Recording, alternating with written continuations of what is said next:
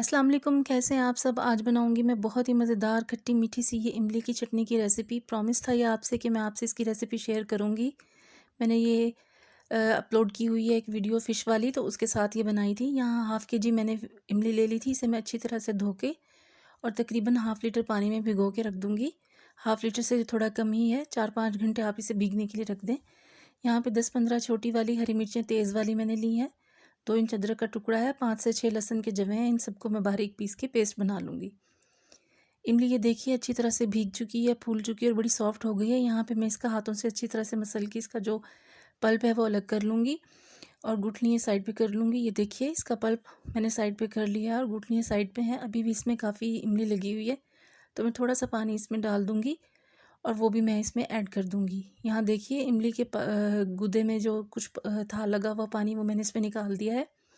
Totally half litre इसमें पानी जाएगा, तो वो हम इसका यूज़ करेंगे। और यहाँ पे जो पल्प है अब मैं इसमें वो ऐड कर दूँगी। हाफ़ लीटर पानी मैं इसलिए डाल रही हूँ कि इसे मुझे काफ़ी देर पकाना है और बहुत अच्छे से पकाना है, तभी हम इसको तकरीबन 1 से 2 माह तक फ्रिज में ईज़िली स्टोर कर पाएंगे।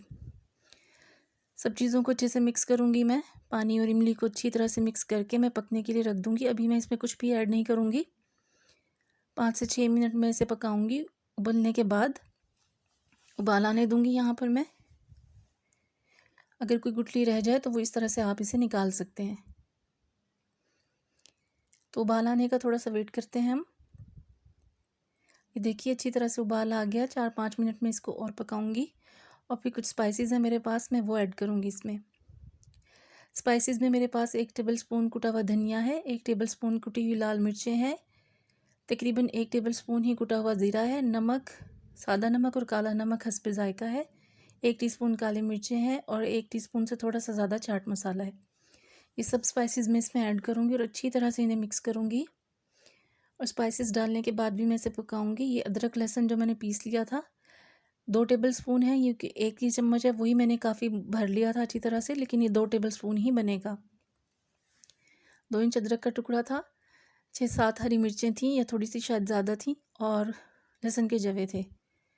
तो इन सब चीज़ों को पेस्ट बना लिया था, वो इसमें ऐड किया है और अब मैं इन्हें अच्छी तरह से पकाऊंगी। 10-15 मिनट पकाने के बाद ये देखिए पानी जो है वो थोड़ा कम हो चुका है और इसका कलर भी हल्का हल्का सा डार्क होना स्टार्ट हो गया है। इस स्टेज पे मैं इसमें अब चीनी शामिल करूँगी।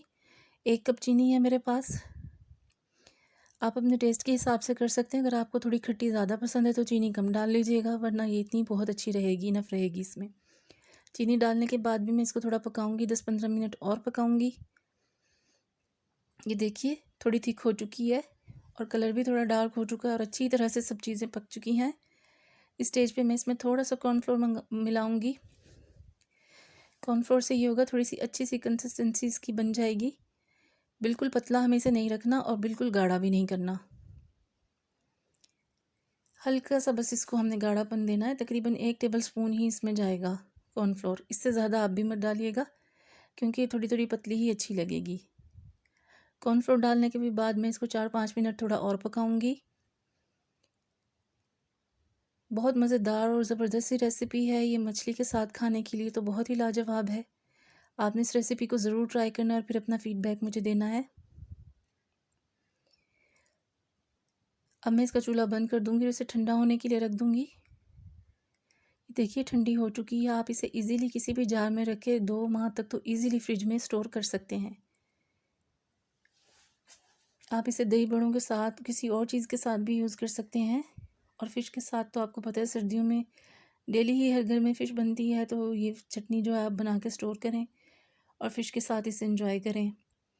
मेरी रेसिपी पसंद आई हो तो इसे लाइक करें और चैनल को सब्सक्राइब करें। बेल आइकन ज़रूर प्रेस किया करें ताकि मेरी हर आने वाली वीडियो फ़ौरन आपको मिल सके। और लीजिए हमारी मज़ेदार सी खट्टी मीठी इमली की चटनी रेडी है। आप भी इसे ज़रूर ट्राई करें और फिर मुझे ज़रूर बताइएगा कि ये कैसी बनी। किसी भी शीशे के जार में डाल के आप इसे फ्रिज में रखें, 2 माह तक ये बहुत अच्छी रहेगी, बिल्कुल ख़राब नहीं होगी। मिलूँगी इंशाल्लाह आपसे किसी और रेसिपी में। ओके गाइस, तब तक के लिए अल्लाह हाफ़िज़।